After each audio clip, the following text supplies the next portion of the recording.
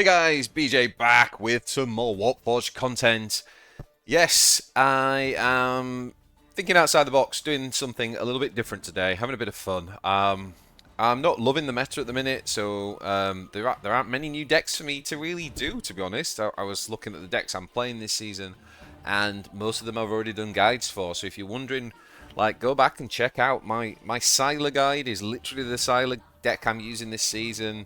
I just released a Gordrang deck, which is pretty good. That involves some new cards, and once I finally get the new Warlord, I'll do a deck guide around that. So I was sitting around thinking, what can I do? And yeah, I fancied having a go at 20 key card upgrades. Now, I want to be clear what this is about. This is not about nerfs, this video. What I'm doing is I'm going through, I've picked 20 cards across the different factions. And I've really tried to think about not just a buff, not just like, oh, you know, increase that health by 5 to 6 or whatever, but to really try to think about upgrades to cards that would essentially upgrade the faction. So it would kind of give the faction new ways to play. You know, it would unlock some new lines of play, some new ways to build decks, but with minimal effort.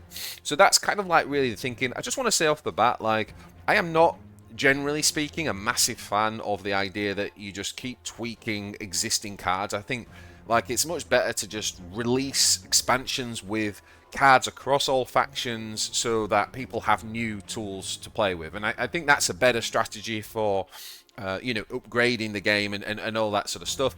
So within that context, obviously, I probably would prefer to do that, but that's not really what's happening in this game. So take it with a pinch of salt, but within that context, here's 20 key card upgrades to the game of Warpforge as of essentially going into May 2025. Alright, so let's dive into the first one. And the one that's kind of given away on the thumbnail is the Child of Torment from the Black Legion. So currently it costs 6 energy, and this card says when a unit receives damage, gain 1 range attack this turn. This card never ever sees play.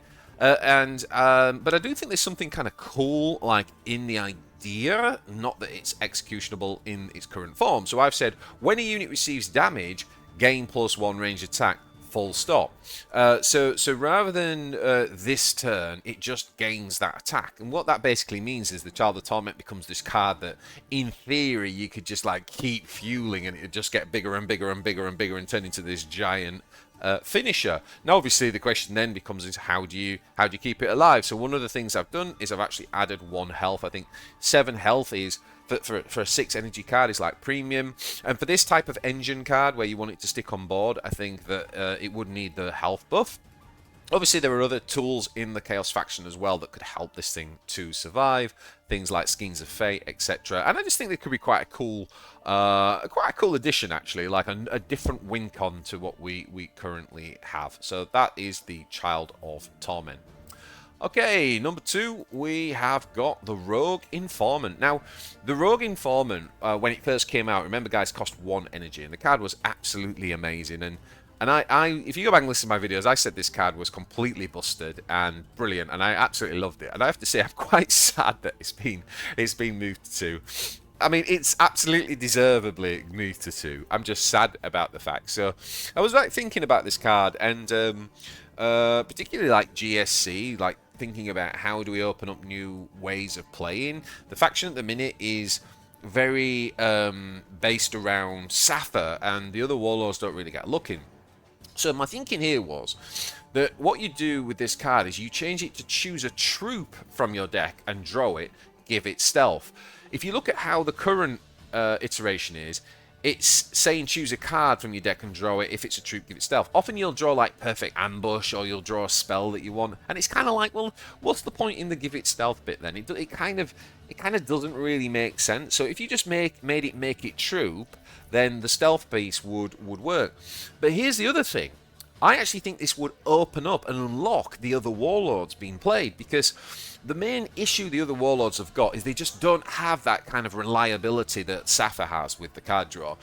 But if you made this Rogue Informant, if you made it into this iteration with this suggestion, then the other warlords, all of a sudden, they have these 2 cards that they can use to kind of manipulate the deck in the way that Safa does. And all of a sudden, I'd be like, oh, I could see me doing some of the things I do with Safa, but getting the benefits of the other warlords, like particularly the beginner warlord. I'd be really keen to play this card with him.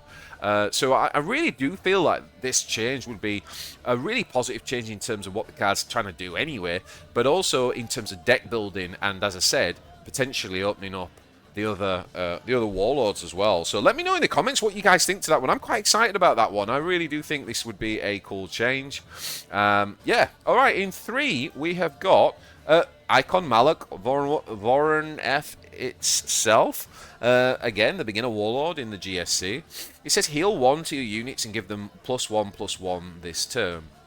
It's not a bad spell really, the Nexus, because it does heal your warlord, right, with the heal units. I just put heal 1 to your units and give them +1/+1 until your next turn. Now, what you're doing here is you're kind of getting the Lord Solar ability, right, where you're giving the buff, and you get to keep it till the next turn, so your opponent can't just suddenly trade with him. I think this is to be not really being fully tested, I don't think. Like, we've had Ghazghkull, right, give +1/+1 permanently, and we've obviously got the current version of Icon Ward, which is +1/+1 just in your turn. But I think the +1/+1 till the start of your next turn could just about make this warlord like pretty viable, I think, because it's also pretty hard for Genestealer cults to go wide anyway. So it's not even like that many units are going to benefit from this. You know, if this was like, I don't know, Imperial Guard or Tyranids, it would be more of an issue. But I think with Genestealers, I think that change is more than reasonable, to be honest. And then we might, I think with those 2 that I've just mentioned, the Rogue Informant change and then this change, we might actually start to really see this guy being played. So yeah, that's my idea for Icon Ward. But again, let me know in the comments. I'm really keen to hear other ideas on these cards. Like I said, take it with a pinch of salt. These are just my ideas, alright? Let's move on to number 4, in the Tao Empire. Now, the Breach of Shasui, I really love this card, and it got a weird nerf after the release. It used to be 5/5/5 all across the board, and it got nerfed down to 4 range, and I have no idea why. Like, nobody was calling for that nerf. It wasn't a powerful card, and it just randomly got this nerf. It's one of the most random nerfs, I think, since I've played Warpforge. Anyway, my idea for this guy is keep the Vanguard, give him back his 5 range attack, so he's one of those units that I love. I always talk about you can't trick the trade, right, against me. You can't, when you're attacking, you can't attack my weak range attack. So it's like, if you want to attack me, you're going to take 5 damage, full stop. Now, one of the things that I think we got to look at with Tau, who are a faction that are really struggling at the minute. They came out with such good design. They were too powerful, but the design were great. And the way that the faction's been nerfed, unfortunately, they've just lost their identity completely.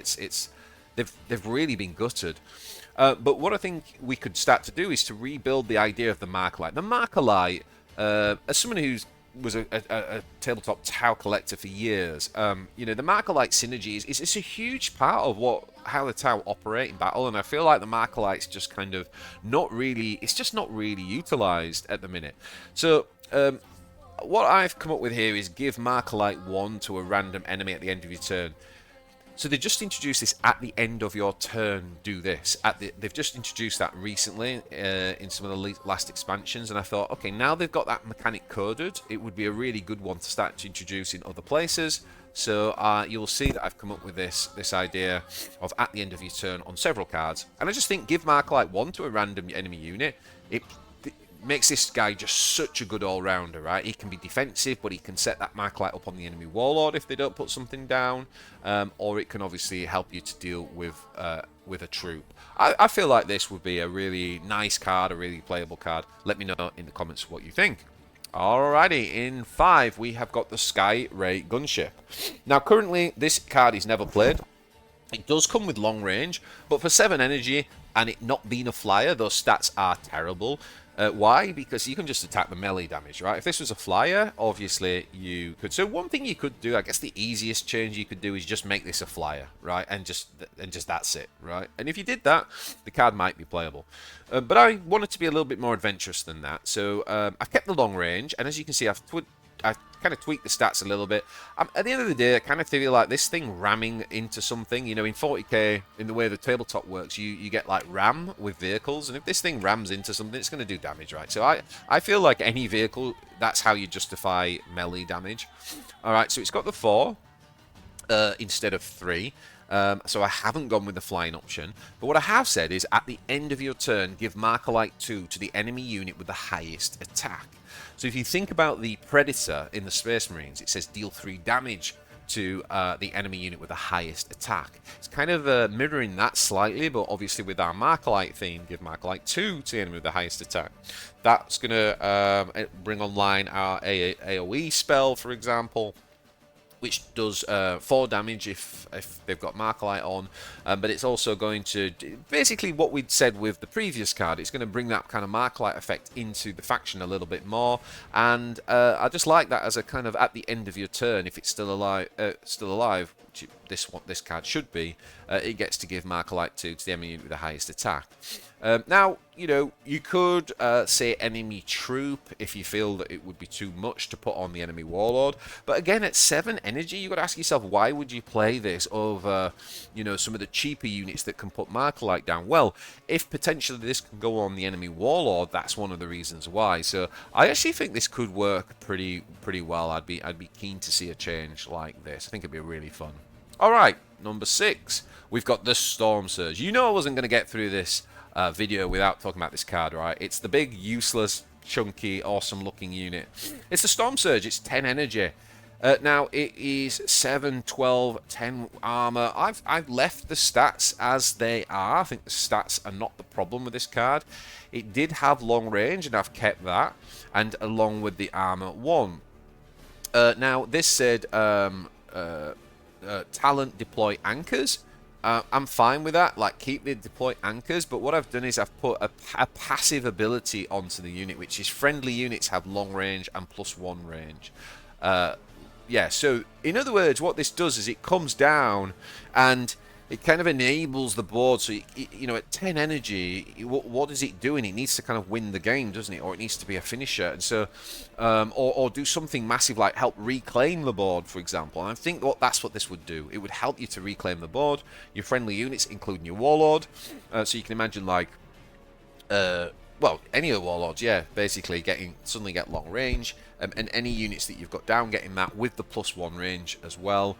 It should really help, almost act like a bit of a mini AoE, really. So yeah, I really think that something like this could be an interesting way to take Storm Surge, and I'd be keen to kind of see what types of builds would you build around it. For me, as someone who quite likes the drone drone archetype, like this could be a really nice really nice kind of finisher, like curve topper for a drone deck, right? So I've gone quite wide, all of a sudden I get +1 range. They don't have very good attack, the drones in general, so +1 range wouldn't be too wouldn't be too bad. And then basically them all suddenly gaining long range would mean that because of their low health, they wouldn't necessarily die. So yeah, I'd be really keen to see what Storm Surge would look like in this, guys. Let me know what you think in the comments on this one. And in number 7, we have got the Kadir Fireblade. Guys, when the Tau came out, one of the decks I built, and I was really keen to make work, which I feel like I did make it work okay. It wasn't like a top tier deck, but it did alright, was an infantry based deck. This guy is meant to be like the infantry centerpiece, and a lot of infantry decks weren't using him. I did put him in, but he's not great, right? Like, he's got decent stats for a 6-drop. It's not amazing, but they're decent. They're okay-ish. Slightly underwhelming with their health. And it says your other troops have +2 range attack. So what have I done? Well, first of all, I've given him that +1 health. I put him up to 7 health. I think if you're going to have a 6-drop that's a kind of engine like this, a kind of support thing, it needs a better chance of living. So I've gone up to 7. Now what I've said is your other infantry have +2 range, just like he had, and +1 health. So giving him the +1 health is pretty interesting. It's I've also said for each enemy troop destroyed, add a fire warrior to hand. So, you know, the idea, this is the guy that the Fire Warriors follow. The Fire Warriors are such a... archetypal unit for Tau and nobody ever plays them. And I was thinking, how could we kind of like see Fire Warriors being played? We could have said something like he gives flank to Fire Warriors, but I like this idea that he almost kind of like, not card draw, but he kind of refills your hand. So it's a bit like a companion type of thing, but for infantry. And the other thing is, because he gives the +1 health, the Fire Warriors actually become decent, because obviously when you then play the Fire Warriors with this guy alive, they're coming down with 3 health, and the enemy Warlord can't just destroy them. And with that 4 range attack, they'd be a real threat all of a sudden, instead of just a joke.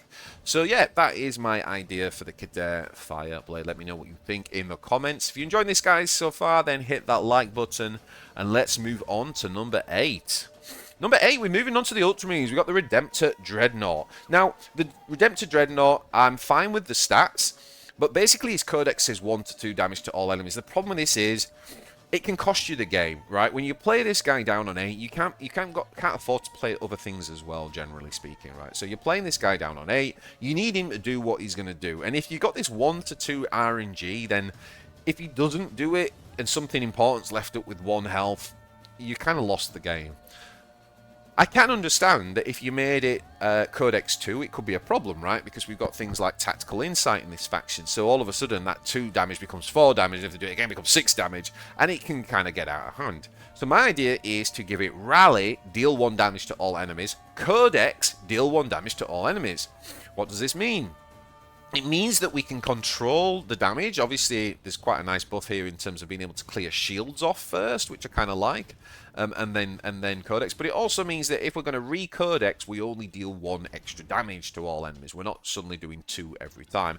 I honestly feel like this would be perfect for the Redemptor Dreadnought, and I'd be super happy to play it. Don't forget, the Ultramarines really do struggle from an AoE perspective, so I'd really love to see the iconic Dreadnought be more playable, and I think something like this would do that. So let me know again in the comments, what do you guys think? Any thoughts on that idea? Do you like it? Would you do something slightly different? Let me know. Let's move on to number 9. Number 9, we got the Company Ancient, another card I really love. I've played this guy a lot, actually. I've used him in a lot of decks. But he's very average, right? I would say he's very average. Your other units have +1 melee, +1 range. I like the guy because he's a decent statted troop, and you can't trick the trade with him, right? So you can't be cheated, and you know, he's one of those cards that again buffs the board, right? So if you're doing a kind of go wide deck, this guy is pretty good.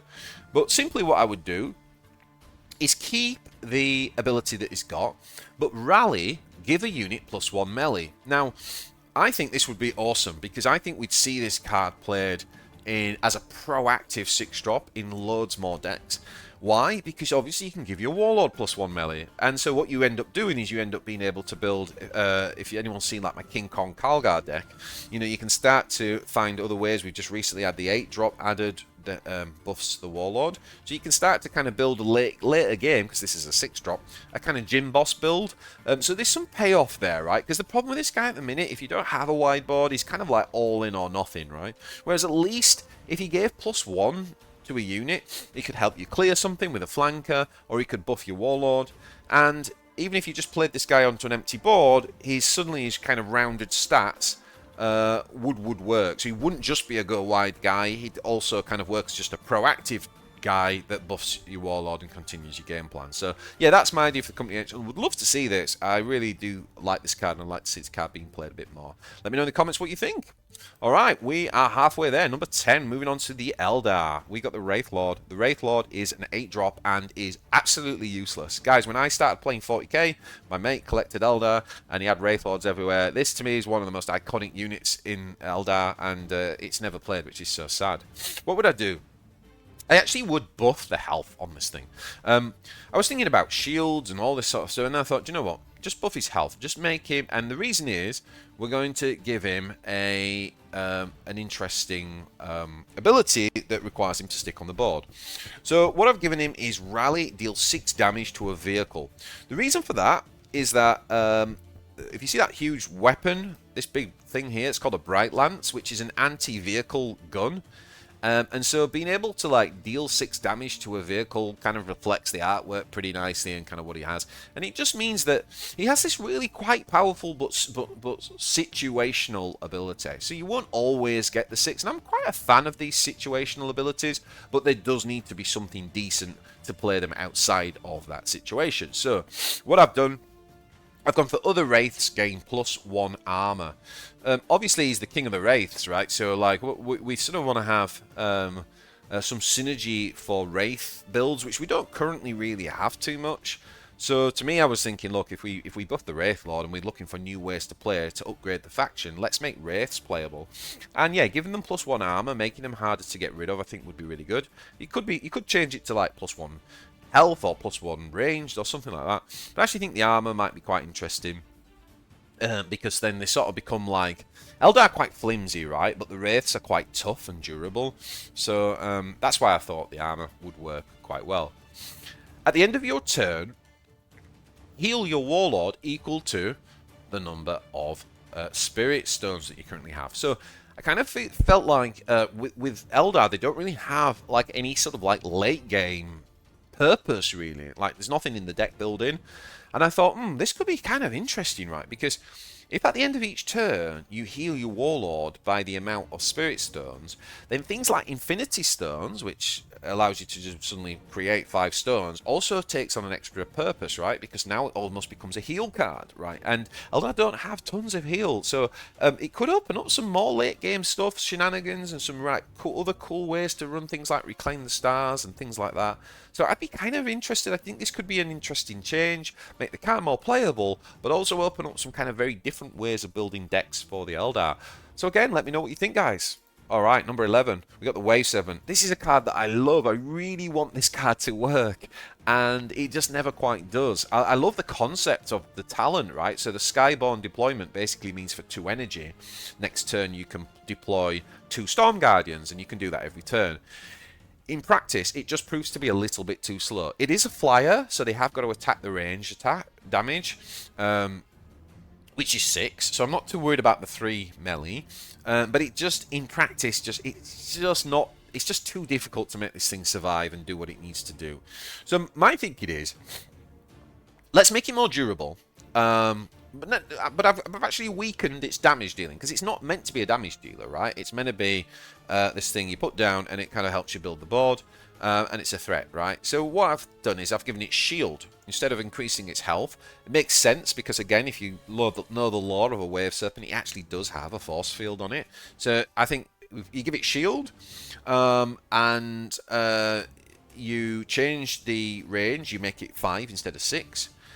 You keep the talent exactly as it is, but you add Rally, deploy 2 Storm Guardians. Now, I love this because what it's doing is it's giving you what the talent does, but it's giving it you up front. So it just the problem with this thing is it's too slow, so it speeds it up. It's like, okay, immediately we deploy 2 Storm Guardians. There's also another reason why I think you need to, weaken the stats a little bit. You might even need to weaken this down to 4. There could even be an argument for that. But I'd rather see this go down to 4 and have this type of ability, because I feel like the Wave 7 then has an identity. There's a purpose to what this is trying to do, and it's enabling this kind of go wide stock Guardian build. And we could see like Galen builds, for example, be really truly becoming the Guardian build again. And I'd love to see that, because it's kind of something that's died out. Let me know what you think in the comments.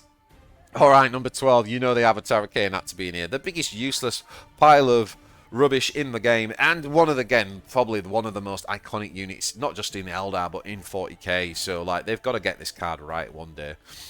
Okay, so, what I've first of all done is I've changed the talent, Wrath of Kane, and I've just changed it to something useful. Basically, deal 3 damage to 3 adjacent units. That swipe of the Flame Sword, dispersing energy and dealing a bit of AoE damage, I think would be cool. We already have this ability in the game, deal 3 damage to 3 adjacent units, so easy to code. But the idea is that it usually would cost 3 or 4, but because it's a talent for a 9-drop, the payoff is the fact that you get to cast this for only 2. Almost like a Dark Angel's Secret. That's kind of like what I was thinking in terms of that payoff.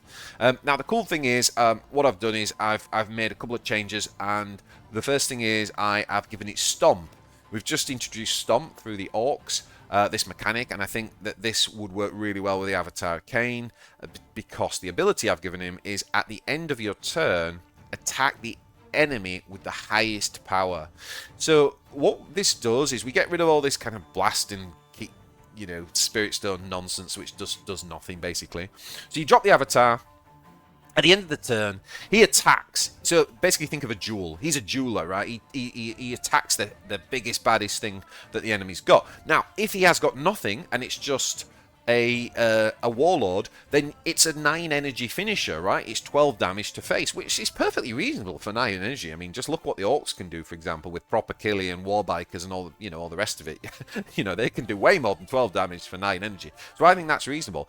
The other cool thing, though, is even if they've got something down, this guy will attack. He'll attack stealth units, and the Stomp means that the excess damage will still contribute to trying to win the game. You know, it'll hit the enemy warlord in most instances. So yeah, I really like this idea with the Avatar. I would totally play this as a finisher for the Eldar. I think it'd be super cool. But let me know in the comments what you think. I also did pop an extra 1 on his health for a 9 drop. I think 7 health for 9 is not good enough. But I mean, if you have this type of ability, maybe.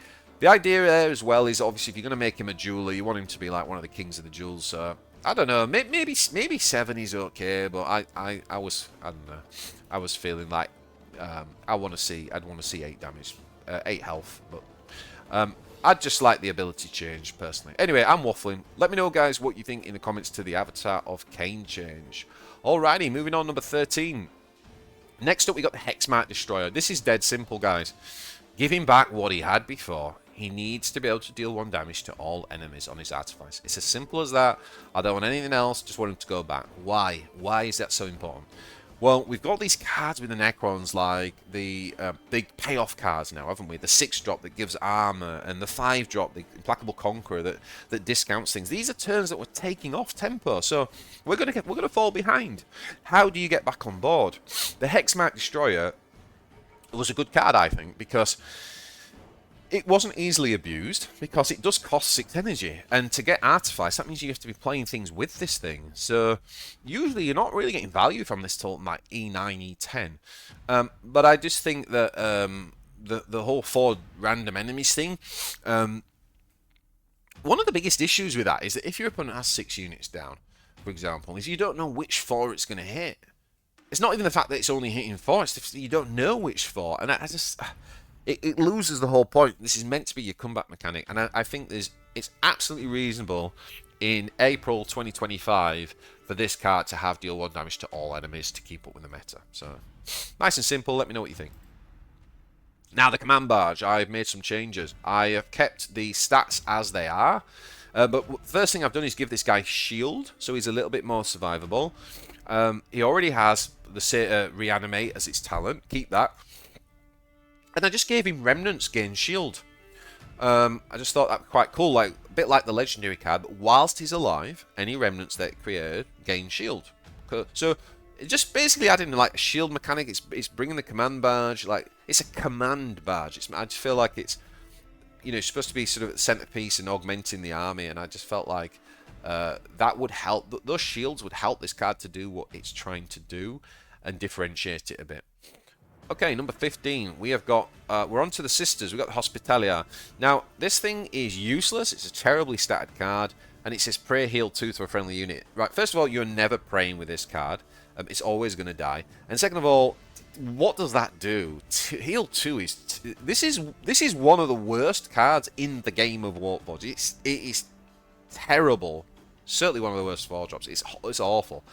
My idea with this is I'm happy to keep the stats, keep them horrible, but give it a really good rally effect. So I thought rally, heal a unit by the amount of faith points generated. Now, I've made it a payoff card, and I think this could be really cool because you could heal your Warlord like in the late game for like 14 or something, which would be pretty cool. But equally, you could do things like healing your 6E Vanguard up, you know, or just in a pinch, just healing your Warlord. I could see you playing something like this as a one-off, particularly more like control-orientated builds, and it would just help you get into the late game, and as like I say, help you with some of those make some of those bigger units more playable, because you'd have this kind of big heal payoff. So yeah, that's my idea with the Hospitalia. I mean, there's a million and one things you could do with this card, because as I say, it's so bad. But that's just my idea. I think that would be cool. I'm a big fan of like healing cards, and I'd like to see. Plus, you know, that's what this thing is. You know, it's the sisters, and they should be all about healing. All right, now the Dialogus, you know, this gal, she's out there and converting people to the cause, and I just thought about the 8-drop from the GSC that steals a unit for a turn, and I thought, how can we get the Dialogus to have that, right? Like, she should convert the enemy. That idea. What I've done is I've changed one of her stats, two of her stats. I've given her 3 range, so she's a 3/3, and I've also made her slightly more expensive. I've made her a 5 cost instead of a 4 cost, and I've said rally, stun an enemy unit. So she sort of comes in like a bit of an expensive. What's the 4-drop from necrons that kind of like just stalls the tempo? So the idea is that she's kind of slightly more expensive, but there's a payoff, right? If you've got 3 faith, take control of an enemy troop that costs 3 energy or less. So that idea of the Uprising card, sorry, not the Uprising, the Genestealer card, the 8-drop, but she permanently takes control of it. It's not just this turn, but it is only an enemy troop that costs 3 E or less. So it's very situational. It's quite good in the early game, right? It'll be a really good tempo card. And the other thing is I gave it a passive as well, which is generate double faith points from prey. Only from prey. So, you know, you couldn't play the stratagem that gives you 3 faith points. You couldn't play that and it gives you 6, for example. It's only faith that's generated from prey. Instead of generating 1 prey, for example, it would generate 2. So, yeah, that is my idea with the Dialogus. Let me know what you guys think. Now, number 17, I am dying to play this card. This card change would bring me back to Sisters, definitely.